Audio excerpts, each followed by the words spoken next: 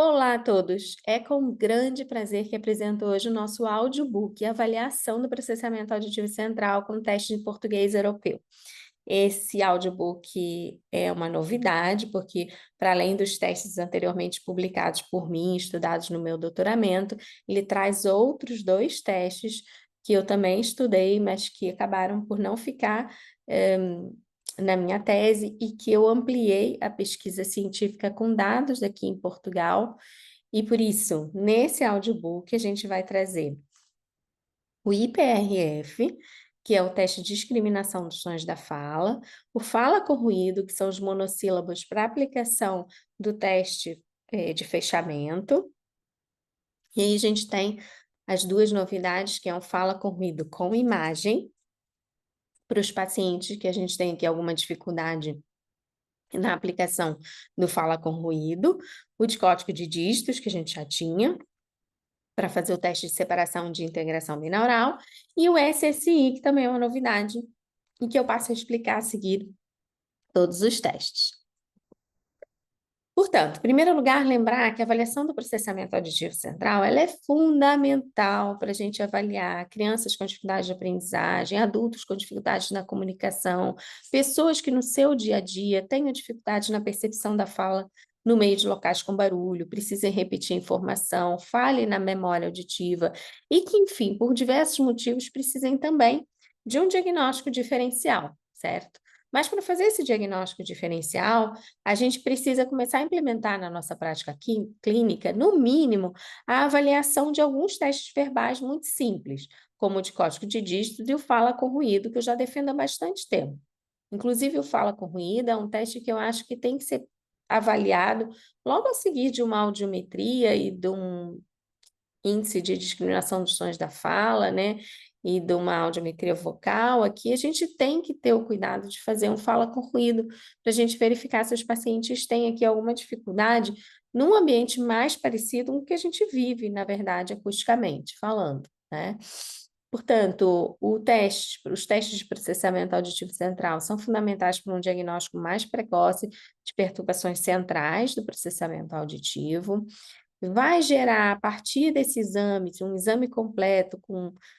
variáveis verbais e não verbais, vai gerar, a partir daí, uma intervenção especializada, obviamente, se o paciente tiver uma alteração em alguma dessas competências auditivas, e com isso a gente promove o que a gente tanto quer, que é uma melhor qualidade de vida para os nossos pacientes, seja na comunicação, seja na aprendizagem, em diversos outros aspectos. Então, a gente vai falar um pouquinho sobre cada um dos testes que compõem aqui esse audiobook que a gente lança hoje oficialmente. Então, o primeiro é o teste de fechamento, é um teste que algumas pessoas já conhecem, que eu estudei no meu doutoramento, onde a gente tem a gravação de monossílabos baseados foneticamente, e esses monossílabos eles vão ser apresentados no ouvido direito e no ouvido esquerdo, primeiro numa condição silenciosa e depois numa condição de ruído competitivo. E eu sugiro a condição de fala com ruído, com fechamento, feito a partir de ruído branco, numa relação de mais 5 decibéis. E eu tenho algumas informações sobre o porquê da escolha desse ruído e dessa relação, tanto no meu primeiro livro de processamento auditivo central, editado pela Papa Letras, em 2015, quanto nesse próximo que a gente vai ter aqui muito em breve. Portanto, a tarefa em si para o paciente é repetição de monossílabas, é uma tarefa teoricamente muito simples, o ouvir e o repetir, são 25 monossílabos para cada uma das condições em cada um dos ouvidos. As habilidades que a gente vai avaliar aqui são a percepção da fala, a discriminação auditiva e sem apoio visual, obviamente, né?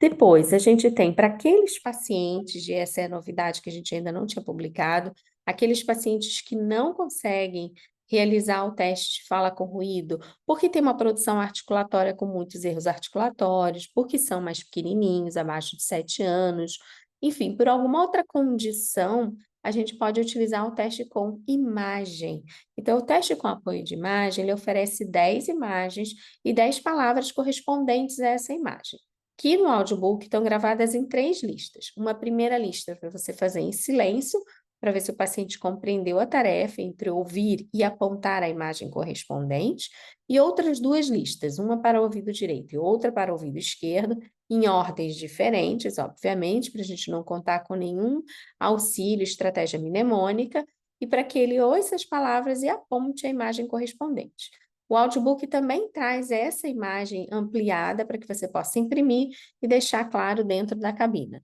Esses desenhos foram refeitos. Esse do teste de fechamento com imagem até foi por um desenhista que é pai de um paciente meu já há muitos anos, e é o desenho que eu utilizo na prática clínica há muito tempo.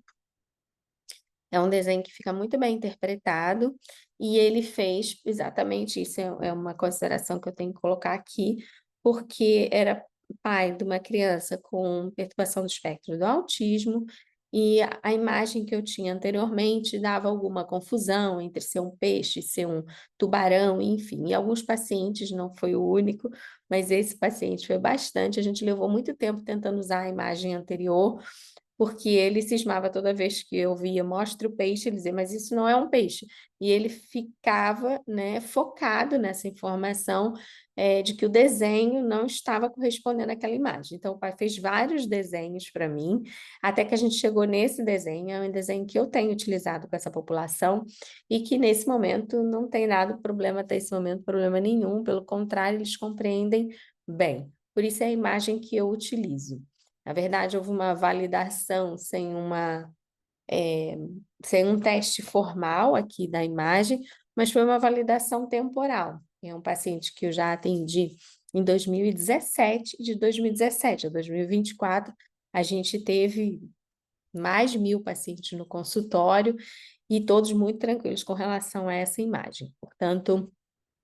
por isso,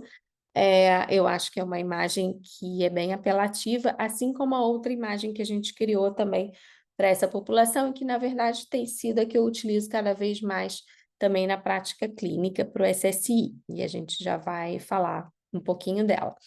Portanto, no paciente que a gente não consegue aplicar o teste de fechamento, e claro, com o mesmo objetivo anterior, a gente vai realizar o exercício agora apontando a imagem. O paciente tem 10 palavras, é um teste muito mais simples, muito mais rápido, ele tem 10 palavras, ele vai ter que ouvir a mensagem e apontar a imagem correspondente. Depois a gente tem, então, o teste de discriminação de sentenças sintéticas com mensagem competitiva contralateral.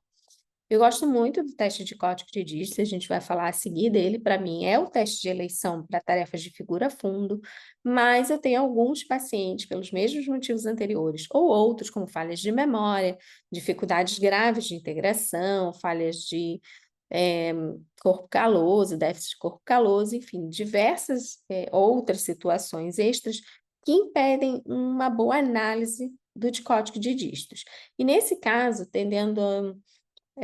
como objetivo a gente querer um exame mais simples, eu utilizo o SSI com mensagem competitiva contralateral. Então, eu tenho 10 sentenças que estão balanceadas. No audiobook, vocês também recebem a imagem correspondente a essas 10 sentenças, são imagens bem reais. E o paciente escuta e tem que apontar a imagem. A gente também tem 3 listas, uma primeira para ser feita em silêncio, que eu faço no direito e no esquerdo a mesma lista, e depois outras 2 que eu aplico, uma no direito, a outra no esquerdo, com a mensagem competitiva contralateral presente. Ou seja, nesse momento eu aumento o volume da mensagem competitiva contralateral. E eu realizo esse teste em 3 condições, dependendo, claro, do meu objetivo e da idade do paciente. Mas, numa forma completa, eu realizo ele numa relação de figura fundo de 0 dB, ou seja, onde as sentenças e a mensagem, né, a historinha de fundo, está na mesma intensidade que as sentenças, portanto, se eu tenho 60 decibéis de um lado, eu tenho 60 do outro, numa relação -20, ou seja, em que a mensagem principal está 20 decibéis abaixo da história do ouvido contralateral, que é uma história sem sentido, e numa relação -40, que essa é a mais difícil de todas, mas muito tranquila para as crianças realizarem. A gente tem um índice de assertividade em torno de 90%, bem fácil, tá? E, portanto, a mensagem, as sentenças, estão 40 decibéis abaixo dessa história que está no ouvido contralateral, que é uma história sem sentido nenhum, que está ali exatamente para fazer um fundo distrator e verificar se a criança consegue fazer o exercício de separação binaural, tá?